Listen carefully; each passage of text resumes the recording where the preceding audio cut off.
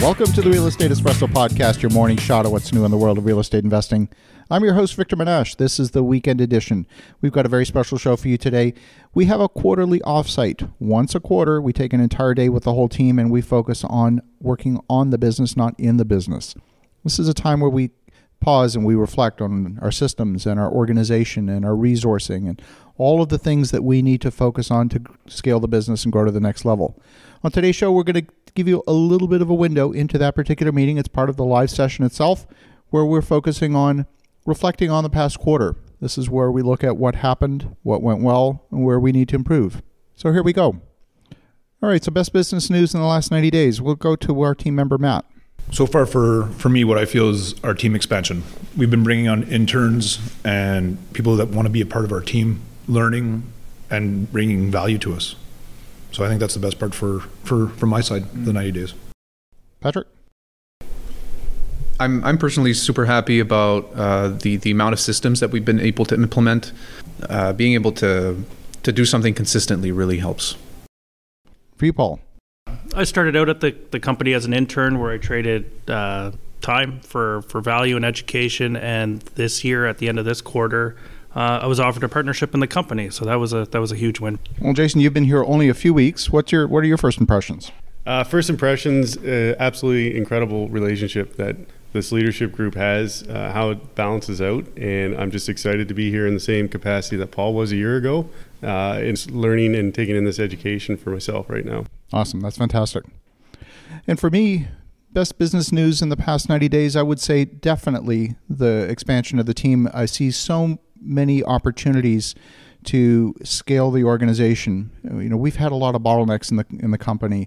I see people working independently now, and we're really starting to get some value from having a larger team, where in the past we would have been doing a lot of things together as a group, and today we're starting to scale, and I really see a big difference in the way that we're working. So that's perhaps the biggest change that I see in the past 90 days. All right, so here we're talking about best personal news in the last 90 days. Over to you, Matt.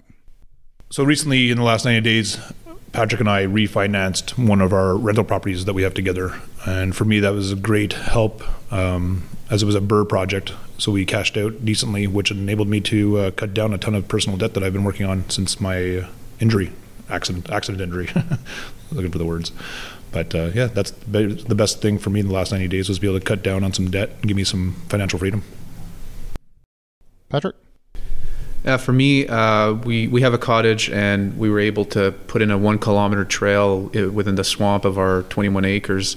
We weren't expecting to be able to do it. We found a guy who had that expertise, and he got it done for a very affordable price. So we're really happy about that.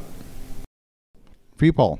So mine's more of health-based, but I'm celebrating 1 year of smoke-free after 23 years of. So yeah, I feel good about that. I still miss it. Yeah. But that's my big win. 1 year of smoke-free. So plan to stay that way. Yeah, for myself, big career change. Obviously, I just retired from the military, interning here, and at the same time, taking a course with Algonquin College for project management, wrapping up later this month. Very exciting. Fantastic. And for me, about a year ago this time, we purchased a property on the waterfront, and it's been a dream of ours to own a property on the waterfront for a long, long time, as long as I can remember. And it was one that we had actually let go of.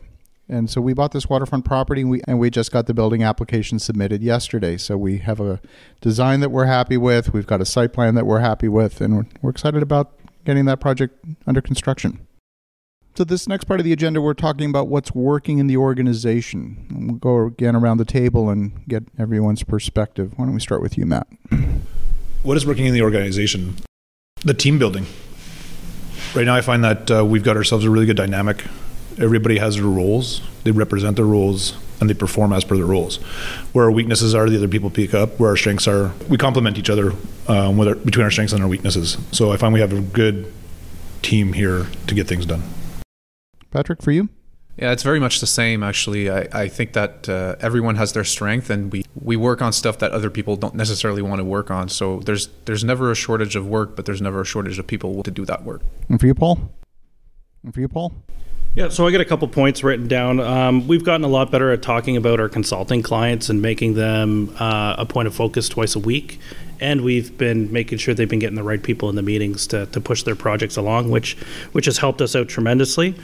And the other thing I wrote down that I wanted us to pay attention to was that a year ago, we were a company with Excel and Dropbox. And today, you look at the company, we have investor portals, we have website presence, we have construction management software, we have project management software, we have integrations with Zapier, we have automations for invoicing, we've integrated into desktop with QuickBooks, and it's all fully automated to as not create more work for people, but to actually remove clicks and tasks of mundane work. That's so we've come a long way in the last year, and that's really working for us.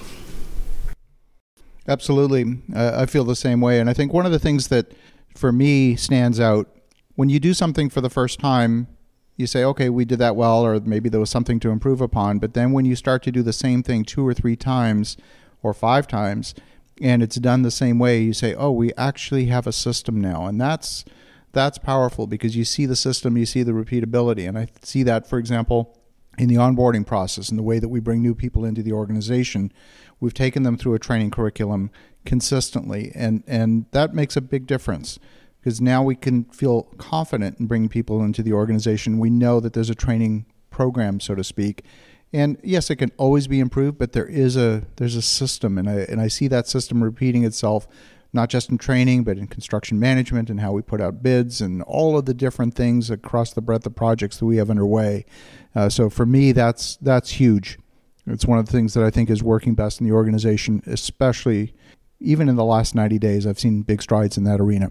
And Jason, for yourself, what have you noticed?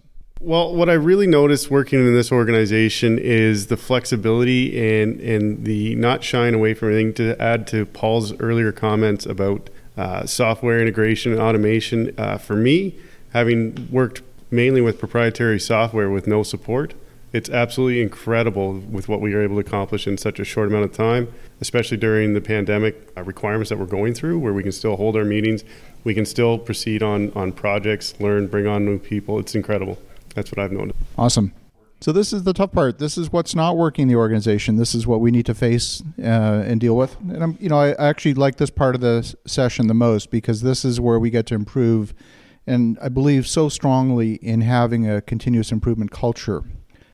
Plan, do, review. If you don't review, if you're not running the retrospectives, then you're just repeating the same mistakes over and over again. And so this for me is where the juice is at. This is the exciting part of the conversation. Matt, what do you think? Where do we need to improve? Well, we've already improved quite a bit, but I still think we need to still improve our turnaround times on whether it be from analysis, emails, touch points, questions, consultation, basically across the board. Now, I don't think it's because we're not trying or that we're not doing our job. It's maybe also the fact that we have a lot to do. We have so much to do, and we're only still so many people. We've experienced a ton of growth in this year, which was a lot probably not expected. We had several projects that we knew we had. However, now we have a lot of stuff on the plate. So there may be a little bit of that as well that's causing the issues. But this is why we're here for this meeting, is to try and figure out how to fix some of those points. So I think that's really the only thing I see right now that we're struggling with is just getting turnaround times. Patrick, for you? Yeah, it's in the same vein. The slow turnaround time for all the things that Matt mentioned is really a symptom of maybe not having enough people on staff. So that would be my comment. And Paul, for you? Okay, so I personally don't feel like anything is not working. I just feel like we're growing through it. Like nothing is actually broken. But one thing that I've noticed on my side is that losing our summer intern, Linda, actually really did hurt, because by the time we got her trained up in the summer, she was able to run with our systems, due diligence on any kind of project, whether it was an infill project, a 28-acre parcel. She was able to go out and get all the information and put it all together in a packet. We could make a decision quickly. That's something that we need to consider when we think about how we want to shape the company and what we want the organization chart to look at, because it's a really important skill to have on the team, but it also takes a lot of time. Yeah, so that was kind of what's not working, is that the due diligence has really fallen to us to go and gather all the information instead of just making a decision with the information. And we can save a lot of time if we have someone else gather that information and then we verify it. For me, what's not working, I think there are a few folks in the organization that are a bottleneck, and I'll put my hand up and say that I'm one of the biggest bottlenecks. And I agree with all of the comments so far on turnaround time, and this is an area where we absolutely do need to improve. I find that I'm not meeting my own standards in terms of turnaround time, in terms of getting responses back to stakeholders, investors, builders, consultants. The turnaround time is just not where I want it to be. When I've looked at some of the root causes of that, and I know we'll talk about this more later in the meeting, but when I look at it, I really consider that one of the root causes is multitasking. When we take something to completion, it gets done quickly. There are so many tasks that are 5 or 10 or 20-minute tasks that take 3 days to complete. And the only reason they take 3 days to complete or a week to complete or longer is because there's multitasking. There's so much time lost to context switching because we have multiple projects. We get interruptions. And by the way, it's part of our job to be interrupted. If a request comes in, that's a legitimate request most of the time. It's not a time waster. Hopefully we're not wasting time with things that don't matter. But when requests come in, they need to be serviced. So it's managing that balance between project-related activities that really are best using a run-to-completion model where you start a task and you don't put your head up until it's done, versus more of an interrupt-driven style of working where interrupts do come in, and there's a loss of efficiency that comes from that context switching that happens multiple times a day. So that for me is what stands out, and I'm trying to think about how to create a bit more structure so that we can all be more effective in that respect. Because right now, I think it was mentioned, we've got bottlenecks in underwriting, we've got bottlenecks in review of legal documents, all of these things. I really want to see us improve in that respect. Okay, so this last segment is what are we focusing on in terms of priorities for the next 90 days, just to get people's input. And then, of course, we're going to go through an exercise to actually set those priorities and cast them into an Excel spreadsheet. But in the meantime, just to get people's input. Matt, I'll start with you. What our priorities should be? Well, I can start from my side, is just making sure everything keeps moving forward. Basically, like you said, we got bottlenecks. So the best way to bottlenecks is just keep checking on them. Make sure we just keep it going. We don't let anything slip or fall apart or disappear without noticing it or falling behind too far. We got to keep the projects that we have in motion right now going through for the applications and permits, getting stuff to the cities, getting stuff, all the information so we can move forward with our projects that we're working on. And then from there, continuing to grow. That's it. And Patrick, for you? Yeah, I'll expand on that growth part. I think there's a lot of projects that have been backburnered, for lack of a better term, that we need to bring forth and start getting to work on. And Paul, for you? So I broke them down into personal priorities and business priorities, so I might ramble here for a little bit. But a personal priority of mine is to get Jay and Alex trained up and integrated into our systems so that they, that they're self-sufficient and they can start taking some workload off of us. And then start building up the company's Bible, SOPs, so that we have a resource that anybody can go to and get an answer to about how a certain system's working or how we do a certain due diligence and things like that. And then another business priority is to start thinking about hiring and payroll. Because when, once we roll into the new year, that's going to be the window. And if we start thinking about it now, we'll be ready to hire when the time comes. And then I really want us to spend some time on shaping how we want the company to look like from a culture standpoint and from the talent that we bring in. So if we put those three together, we should hopefully hit the ground running pretty good in 2022. Again, to add on to Paul's comments, get myself up to a very useful speed of employment with this team, be effective on the team, and help carry you guys to your new lofty goals.